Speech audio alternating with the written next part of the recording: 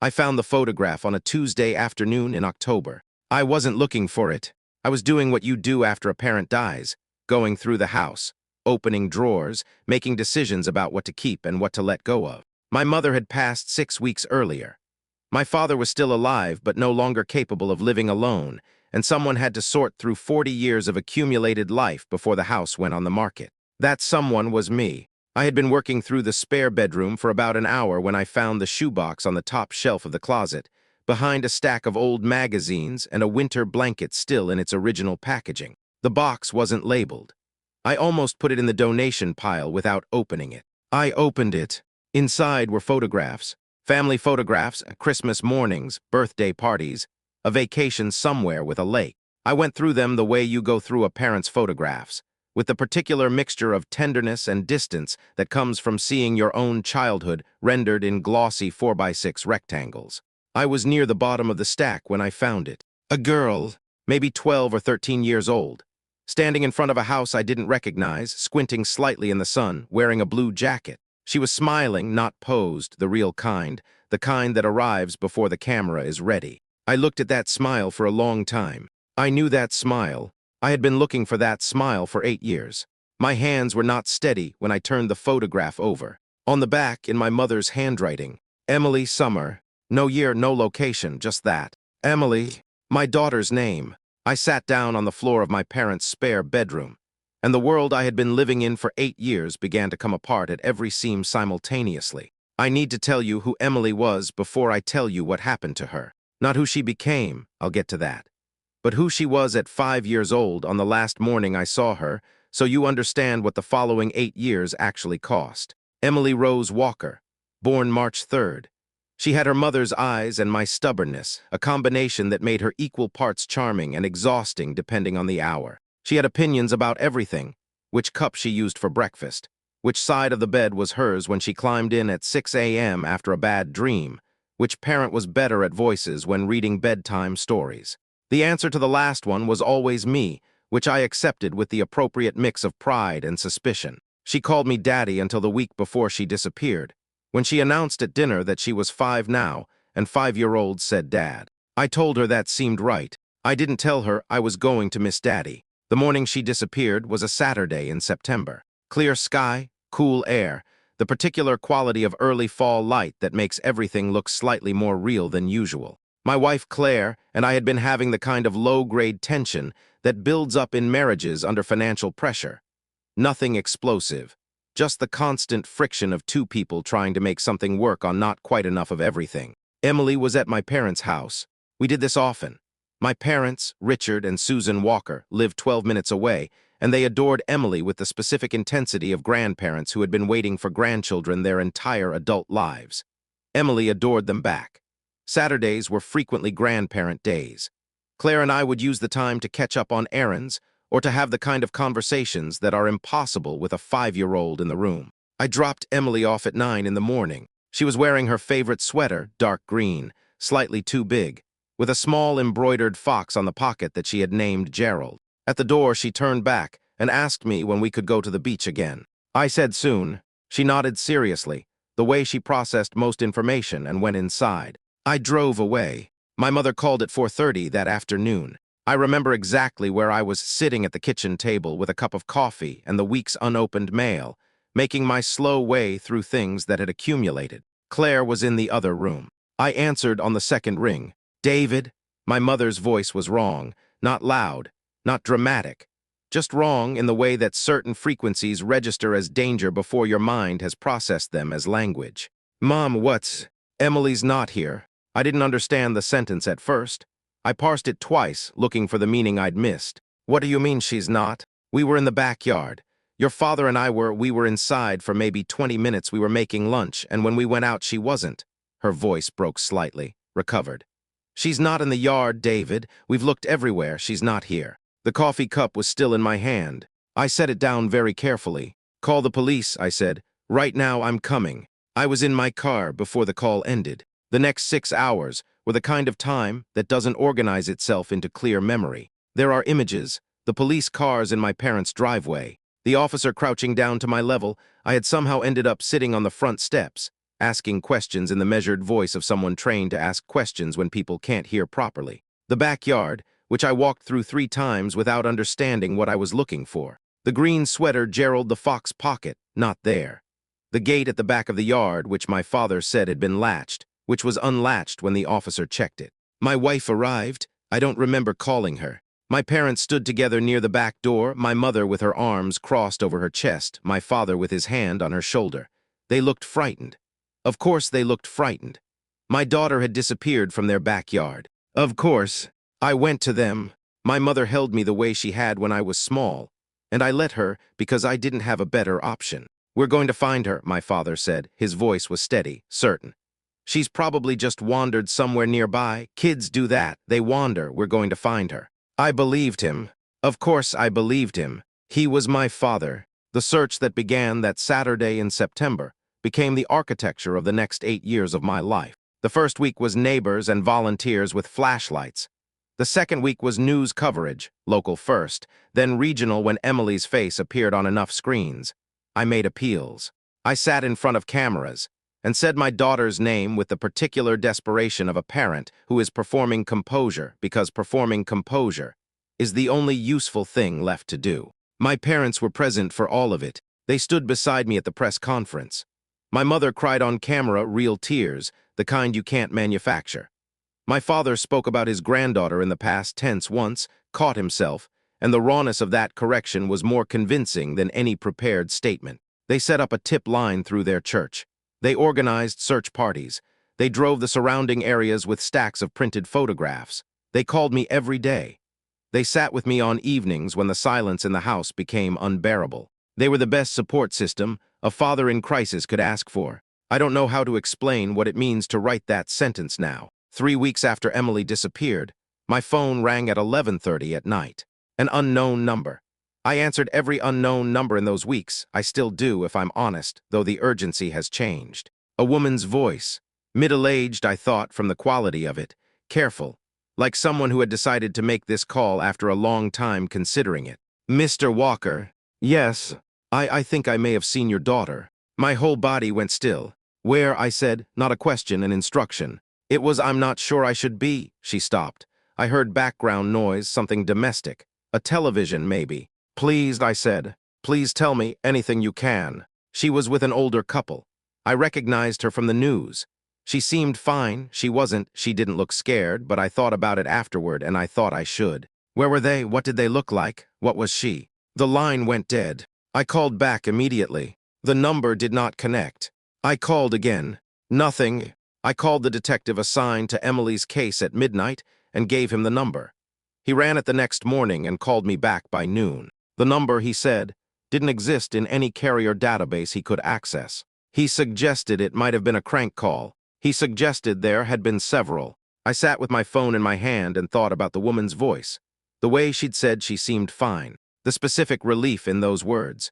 Relief that made no sense in a crank call, because a crank caller has no actual information to feel relieved about. I wrote it down in the notebook I was keeping. She seemed fine. Older couple, she wasn't scared. I looked at those words for a long time. Then I turned the page and kept going, because there was nothing else to do. There was never anything else to do. I just didn't know yet that the older couple in that phone call had been eating dinner 12 minutes away from where I was sitting. I didn't know I'd been given the answer on the 23rd day, and that the only reason it led nowhere was because someone had made very sure it wouldn't. The first year I still believed. That's the only way I know how to describe it. Not hope exactly. Hope implies uncertainty, and what I had felt more absolute than that.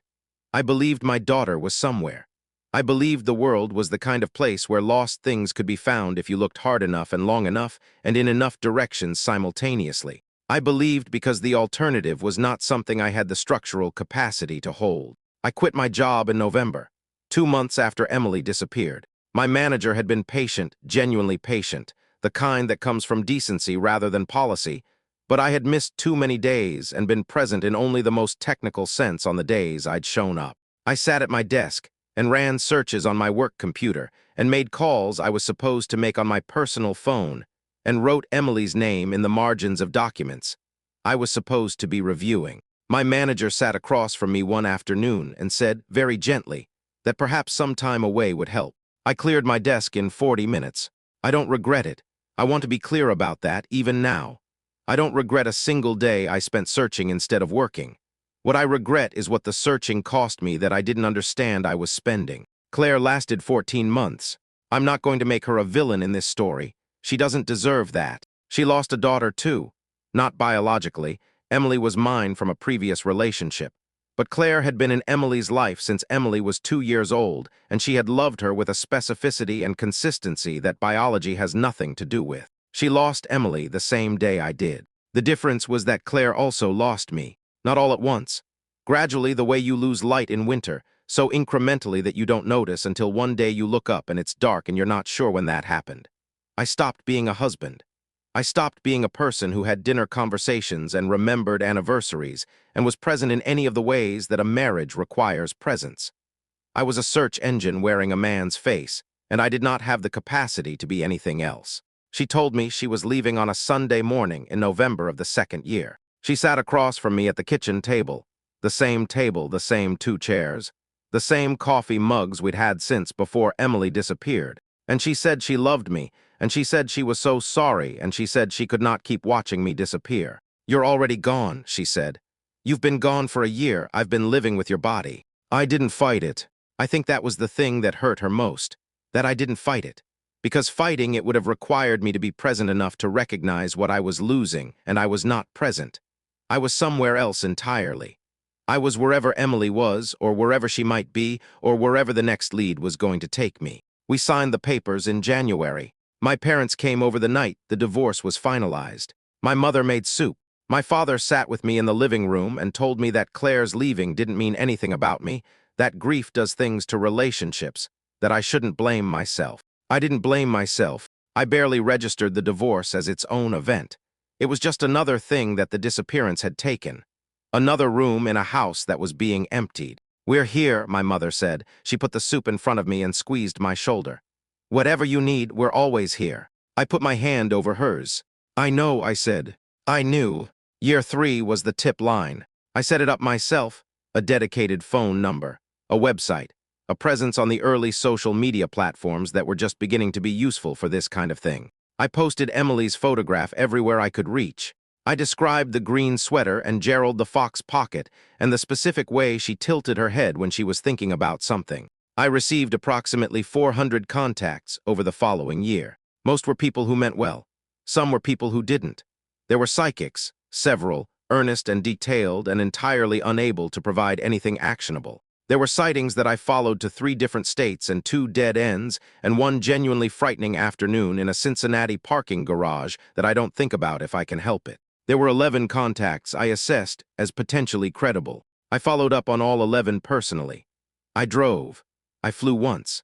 I sat across from strangers in diners and coffee shops and once a police station waiting room, and I listened to everything they had to say, and I asked every follow-up question, and I wrote everything down. None of them led to Emily. My parents called every Sunday. Without exception, for 8 years, they called every Sunday. My mother would ask about the week's leads. My father would tell me about searches he'd done online, names he'd looked up, a tip line of his own that he'd apparently been running through his church network. They were invested. They were thorough.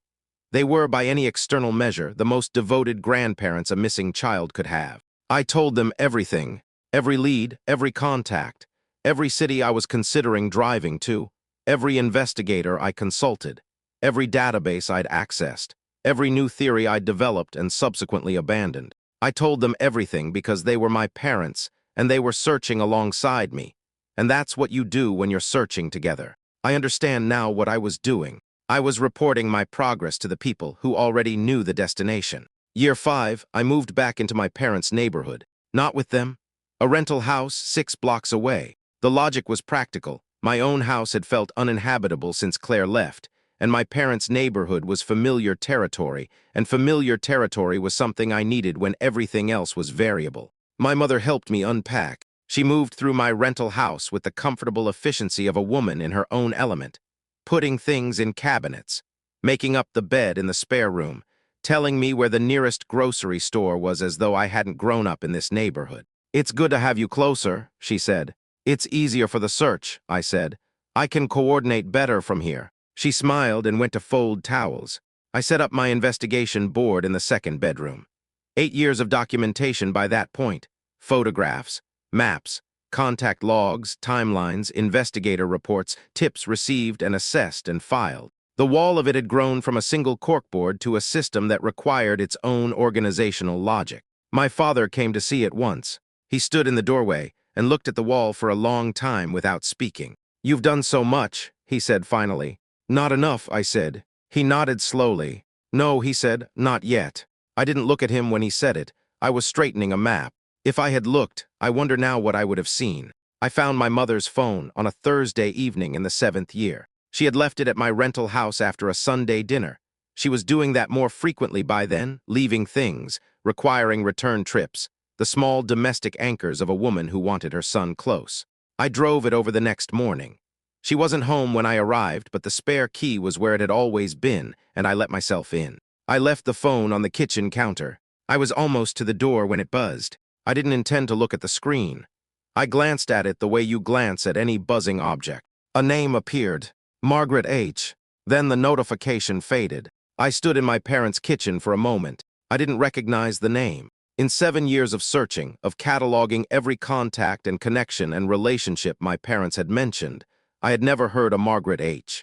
My parents were not private people. They didn't have layers of social life I was unaware of. They went to church. They played cards with 2 other couples on Friday nights. They had the same friends they'd had for 20 years. I did not know a Margaret H.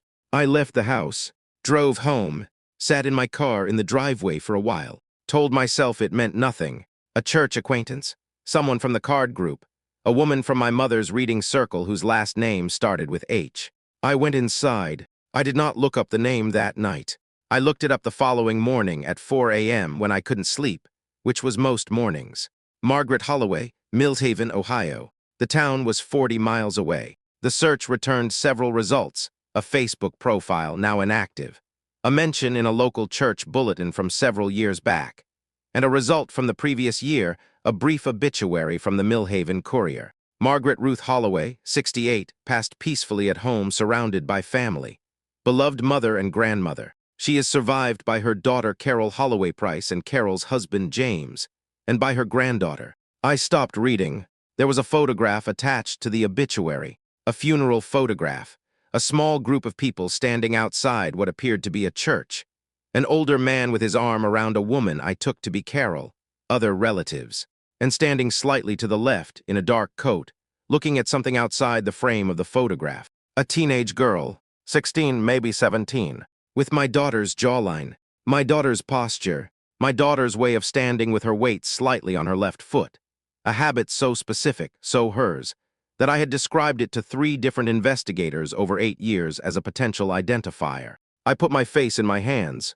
I sat at my kitchen table at 4 in the morning with my face in my hands, and I did not make a sound, because the sound that wanted to come out was not something I was ready for yet, because understanding what I was looking at meant understanding something else simultaneously, something about Sunday phone calls and soup on difficult evenings, and a man standing in the doorway of my investigation room saying not yet in a voice I had taken for sorrow. Something about 8 years. 8 years of searching. 8 years of driving and flying and sitting across from strangers and covering a wall with maps and pins and contact logs and theories. 8 years of my parents calling every Sunday to ask how the search was going. I picked up my phone. I looked at the photograph again. The girl in the dark coat, her weight on her left foot. Her face turned slightly away from the camera as if she knew, even then, that someone somewhere would eventually look for her in exactly this kind of image. I opened a new search window, and I typed in a name I hadn't spoken out loud in 8 years, except in the specific, desperate way that fathers say their children's names when they're not sure if anyone can hear them. Emily. I typed her name, and this time, for the first time in 8 years, I typed it next to a last name that wasn't Walker. I did not call my parents. I want to be specific about that. In the days that followed, the days of following the thread that had begun with a funeral photograph and a name I didn't recognize, I did not call my parents. I answered when they called. I said the things I always said. I asked my mother about her week and told my father the search had been quiet recently and listened to their voices for anything that would tell me I was wrong about what I was beginning to understand. Their voices told me nothing. They were very good at that. Carol Holloway Price lived in a yellow house on a residential street in Millhaven, 40 miles from where I had spent 8 years searching. 40 miles? I had driven farther than that for leads that led nowhere. I had driven to Cincinnati and Indianapolis, and once in the 4th year to a town in rural Kentucky because a woman on the tip line had been so specific, so certain, so full of details that matched. 40 miles was nothing. 40 miles was less than an hour. 40 miles was a distance I could have covered on a bicycle. I sat outside Carol Holloway Price's yellow house for 20 minutes before I got out of the car. Not from hesitation. From the specific discipline of a man who has spent 8 years learning that the difference between a lead and an answer is the quality of the questions you ask, and that the quality of the questions depends on the steadiness with which you ask them. I needed to be steady. I needed to be a person who could sit across from a stranger and listen fully to what they said without the 8 years of what this meant rupturing every sentence. I knocked on the door at 10:30 on a Tuesday morning. The woman who answered was in her mid-40s. Brown hair, practical clothes, the look of someone who had been in the middle of something when the door knocked. She looked at me with the polite wariness of someone who doesn't recognize the person on their doorstep, but is willing to give them 30 seconds to explain themselves. Carol Holloway Price? Yes. My name is David Walker. I paused. I think you may have known my daughter. The wariness changed. Something moved across Carol Holloway Price's face that was not quite recognition and not quite fear, but occupied the space between them. Her hand tightened slightly on the edge of the door. You'd better come in, she said. She made tea she didn't drink. She set the cups on the coffee table between us and sat in the armchair across from me and looked at her hands for a moment before she looked at me. And when she looked at me, I could see her deciding something. How did you find us? She asked. An obituary, I said. For your mother, there was a photograph. She closed her eyes briefly. Mom always said, she stopped. She always said it would come apart eventually, that things like this always do. She opened her eyes. She felt terrible about it at the end. I think that's why she kept the photograph. I think some part of her wanted it found. I kept my voice level. Tell me what happened, I said. From the beginning, please. Carol looked at her tea. Your parents came to my mother, she said. It was shortly after your daughter disappeared, a few weeks. Your mother called my mother first. They knew each other from church years ago before my parents moved to Millhaven. They weren't close, but they knew each other. A pause.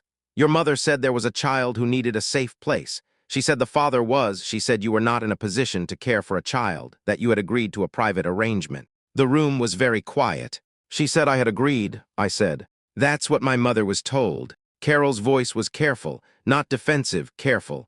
The voice of someone describing something they have spent a long time trying to understand. She was told the father had signed off, that it was consensual, that the child needed a stable home and that the family couldn't provide it. And your mother believed them. My mother wanted to believe them, Carol said.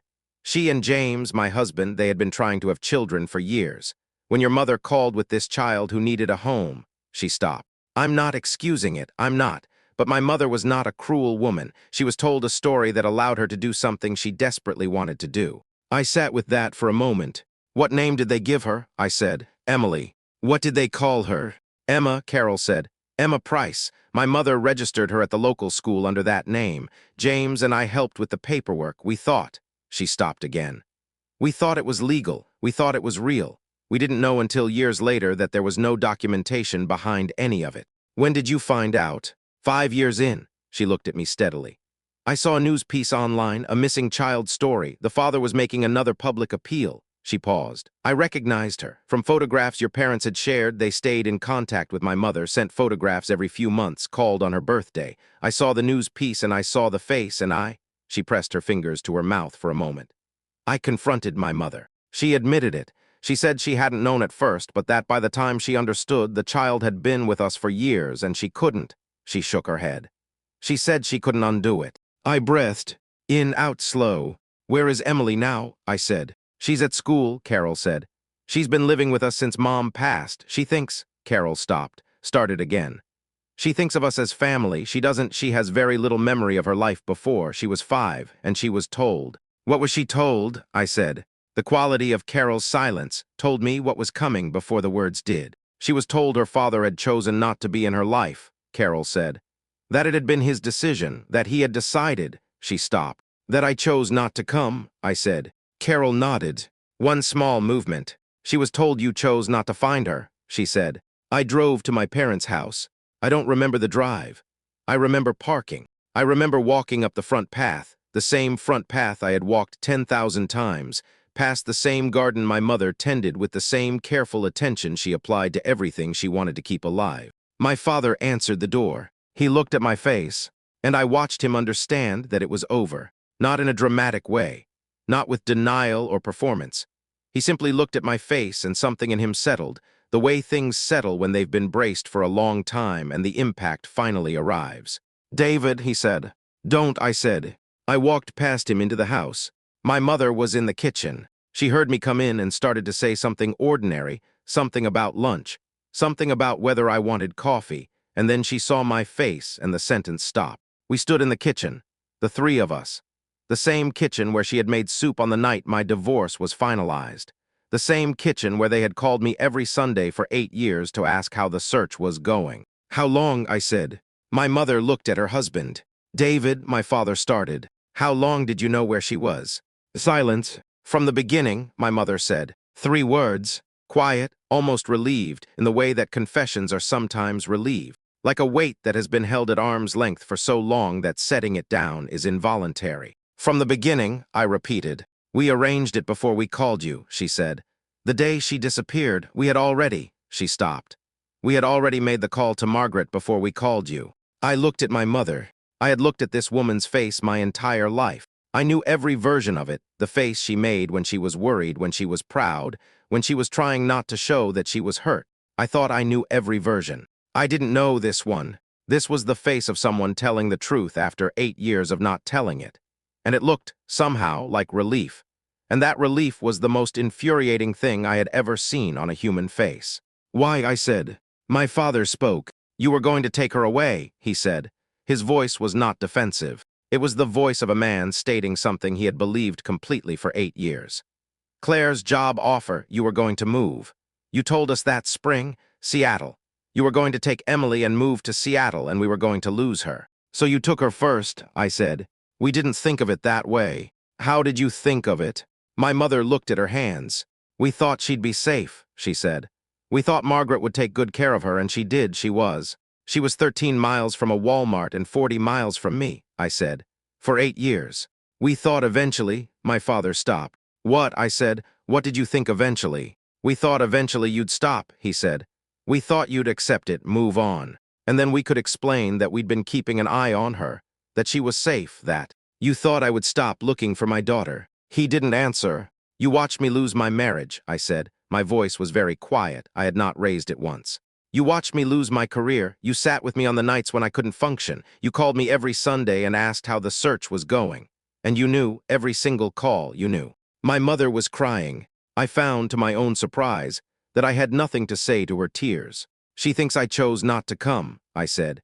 Emily, she's been told her entire life that I chose not to find her. My mother covered her mouth. She is 13 years old, I said. She has spent 8 years believing her father decided she wasn't worth looking for. The kitchen was very still. Outside, a car moved slowly through the neighborhood. I'm going to find her, I said. I'm going to tell her the truth, and everything that comes after that, legally, publicly, every consequence. I'm not going to protect you from any of it. I walked to the door. My father said my name. I didn't stop. There was nothing in that house I needed anymore. There was only one thing I needed, and she was 40 miles away in a school where she had been learning for 8 years. The wrong story about who her father was. I was going to go give her the right one.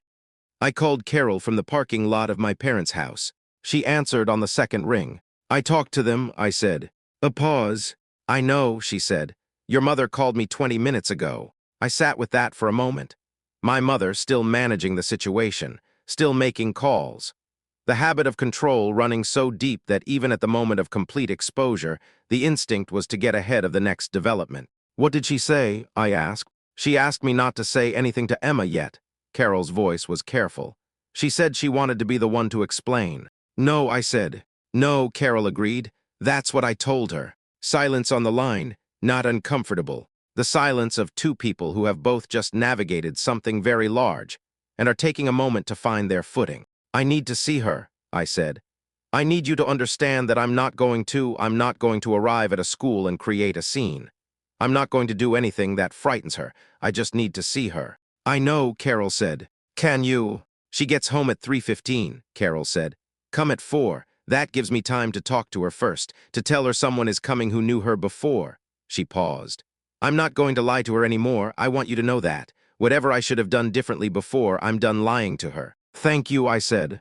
I meant it completely. I drove for a while, not toward anything, just drove through Millhaven and its surrounding roads, through the ordinary geography of a small Ohio town that had contained my daughter for 8 years without my knowledge. I passed a school, not hers, a middle school, and watched children file out through the main doors into the afternoon, and I had to pull over for a few minutes because my vision was doing something I couldn't fully control. I had a folder in the back seat. I had started keeping a current summary folder 3 years into the search, a condensed version of everything designed to be presented quickly to anyone who might have information. Photographs of Emily at 5, physical description, the tip line number, a timeline of the search. I had updated it every 6 months. The most recent version was from 4 months ago. I took it out and held it in my lap and looked at the photograph on the front page. Emily at 5, green sweater, Gerald the Fox pocket. Her head tilted at the specific angle she used when she was looking at something she found interesting. 13 years old now, sitting in a yellow house 40 miles away, getting home from school at 3:15, living under a name that wasn't hers, carrying a story about her father that wasn't true. I put the folder in my bag, and I drove to the yellow house. Carol met me at the door. She had the look of someone who had just had a very difficult conversation and was still inside it. "How is she?" I asked. "Quiet," Carol said. She doesn't say much when she's processing something. She goes quiet and she thinks." She paused. "She's been in her room for the last hour. Does she want to see me?" Carol looked at me honestly. "I don't know," she said. "I think she doesn't know what she wants yet. I think she's trying to figure out which version of her life is real." I nodded. "Take whatever time she needs," I said. "I'll wait." I waited in the living room for 40 minutes. I didn't look at my phone. I didn't review the folder. I sat in a chair in Carol Holloway Price's living room and I waited, the way I had been waiting for 8 years, except that this time the waiting had a different quality to it. This time there was something on the other side. I heard footsteps on the stairs. They stopped, then slowly continued. She appeared in the doorway, 13 years old, taller than I'd let myself imagine, though I don't know why I'd imagined her staying small. She was wearing jeans and a gray sweatshirt, and she was looking at me with an expression I couldn't immediately name, not hostility, not warmth, something more complicated than either. The expression of someone who has been handed a fact that requires them to reorganize a significant amount of what they thought they knew. I stood up. I didn't move toward her. I let her have the distance. For a moment, neither of us said anything. She had my jawline. I had been told this by 3 different people over the years looking at photographs. Seeing it in person was something the photographs hadn't prepared me for. "Hi," she said. "Hi," I said. She looked at me carefully, the way she had looked at things at 5 years old, the same tilt of evaluation. "Carol said you've been looking for me," she said. "Yes, for 8 years. Yes." She absorbed that. "They told me you didn't want to," she said, not accusatory, flat. The flatness of someone reporting a fact they're currently in the process of questioning. "I know," I said. "That wasn't true." Carol said it wasn't true. It wasn't. She looked at the bag I was holding. "What's in there?" she said. I held it out to her. "Everything," I said. "Every photograph I had of you, every lead I followed, every report, every tip line contact, every city I drove to, 8 years of looking for you." I paused. "I thought you might want to see it. You don't have to. But I brought it because I wanted you to be able to see it if you wanted to." She looked at the bag for a long moment. Then she crossed the room and sat on the couch, and reached out and took it. She went through it slowly, not quickly, the way you go through something out of obligation. Slowly, the way you go through something you're trying to understand. She looked at each photograph, read sections of the contact logs, turned the maps over and looked at the pins I'd marked in different colors for different categories of leads. She didn't say anything for a long time. I sat across from her and let her look. At some point, Carol quietly left the room. I heard her in the kitchen, running water, giving us space with the tact of someone who understood what was happening and knew that her presence wasn't part of it. Emily, I was going to have to stop thinking of her as Emma. I realized. and then realized I had never thought of her as Emma, not once, not for a single moment in 8 years. Reached the section of the folder with the printed tip-line flyers. She held one up. It was from year 3. Her photograph centered, the tip-line number at the bottom, the word missing in the specific font that missing child organizations use. Her face at 5 years old, the green sweater just visible at the shoulder. She looked at it for a while. Then she looked at me. "How many of these did you print?" she asked. I looked at her. I thought about the boxes of them. The trunk of my car in year 2, stuffed with stacks bound with rubber bands. The community centers and grocery stores and church bulletin boards and laundromat windows and gas station counters across 3 states. "I don't know," I said. "I didn't count. I just printed more when I ran out." She looked back at the flyer. Something in her face moved. Not dramatically. A small internal shift, the kind that happens when a piece of information lands in a place that's been waiting for it. "They told me you left," she said. "That you decided," she stopped. "That you decided not to be my dad anymore." "I know. I used to," she stopped again. "When I was little, I used to think about what I did wrong, what I could have done so that you didn't leave." The sentence went into my chest like something physical. "You didn't do anything wrong," I said. "Emily, there was nothing wrong with you. There was never anything wrong with you." She looked at me when I used her name. Not startled, just present. "I haven't been called that in a long time," she said. "I know, I'm sorry." I paused. "I can call you Emma if—" "No," she said it quickly. Then quieter, "No, it's okay." She set the flyer down carefully on top of the folder. Outside, the afternoon was going golden, the light coming through Carol's front windows at the low angle of early evening. And it fell across the coffee table and across the folder and across my daughter's hands. And I sat very still and let myself look at her, because I had been looking at a photograph of her for 8 years, and this was real, and I didn't want to miss any of it. "What happens now?" she asked. Practical, direct. At 13, already asking the question that cut to what mattered. "That's up to you," I said. "Mostly. There are things that have to happen, legal things, things with your grandparents that I can't entirely control. But between you and me," I paused. "Nothing happens that you don't want to happen. I spent 8 years not being able to give you choices. Every choice going forward is yours." She thought about that. "I don't know you," she said, not unkindly, just honestly. "No," I said, "you don't, and I don't know you the way I would have if things had been different." I stopped.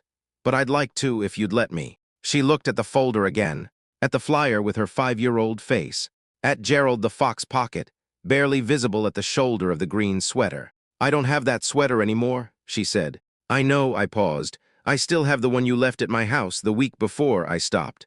"I kept it." She looked at me. For a long moment she just looked at me, and I let her. And I didn't try to fill the silence with anything, because the silence was doing something important, and I had learned over 8 years to respect the work that silence does. "Okay," she said finally. "Just that. Okay. Not a reunion. Not a resolution. Not the moment where 8 years of loss collapses into a single embrace that fixes everything. Just a 13-year-old girl on a couch in a yellow house in Millhaven, Ohio, looking at a folder full of evidence that her father had spent 8 years refusing to stop." Okay. It was the best word I had ever heard. The legal process took 11 months. My parents were charged. The charges were serious custodial interference, filing false reports, obstruction. My father's attorney negotiated. My mother's was separate. The proceedings were not clean or simple or satisfying in the way that justice sometimes is in stories and almost never is in life. I testified. I sat in a courtroom, and I answered every question, and I did not look at my parents at the defense table, because looking at them required me to hold too many things simultaneously, and I needed to be precise. Carol testified. She cooperated fully. The charges against her were ultimately not pursued, a decision I had input in and stand behind. She had been deceived before she was complicit, and her cooperation in finding Emily had been immediate and complete. Emily did not testify. That was her choice. I supported it. I see Emily every other weekend now. We started there slow, deliberate, the way you build something that has a chance of lasting. We meet in Millhaven because that's where she lives and that's where she's comfortable, and those things matter more than my convenience. We have lunch. We walk. We talk about things that are easy and sometimes about things that aren't. She is funny. I didn't know that about her. I had 5 years of her, and 5-year-olds are funny in a different way, the accidental way. At 13, she is funny on purpose. with timing and delivery and a specific kind of dry observation that she deploys without warning and then watches you react to. I tell her she gets it from me. She says she'll need more evidence before she accepts that. Last month she asked if she could see the rest of the search files, not the summary folder, the actual files. The full 8 years of documentation in the second bedroom of my rental house, the wall of it, the organizational system I developed over years of managing an investigation nobody was officially running. I said yes. We drove there on a Saturday afternoon. She stood in the doorway of that room for a long time. Then she walked in and started reading. She didn't say much. At one point she picked up a map, one of the early ones from year 1, with pins covering a radius around our hometown before I'd started ranging farther. She looked at it for a while, put it down, picked up something else. We were there for 2 hours. When we left, she was quiet on the drive back. The specific quiet I had learned to recognize as the one where she was processing something, and would speak when she was ready and not before. We were almost back to Millhaven when she said, "You really didn't stop." "No," I said. "Even when," she paused. "Carol said your wife left, that you lost your job, that pretty much everything." "Yes." "And you still didn't stop." "No." She looked out the passenger window. "I thought about you sometimes," she said. "Even when I thought you'd left, I used to think," she stopped. "I used to think that if you ever came back, I'd have a lot to say to you." "You can," I said. "Whenever you're ready, all of it." "I know," she paused. "I think I need a little more time." "Take whatever you need." She nodded. Outside, the Ohio landscape went past. Flat and bare and familiar in the way that the places we grow up are always familiar, written into us below the level of choice. "Dad," she said. The word arrived without warning. She said it the way children say it when they've been saying it their whole lives, and it costs them nothing. She said it like it was the easiest word in the world. I kept my eyes on the road. "Yeah," I said. "Can we get food? I'm hungry." I laughed. The first real laugh in a very long time, not performed, not polite, not the kind you produce to make a situation more comfortable. The real kind. The kind that comes from somewhere deep and arrives before you're ready for it. "Yeah," I said, "we can get food."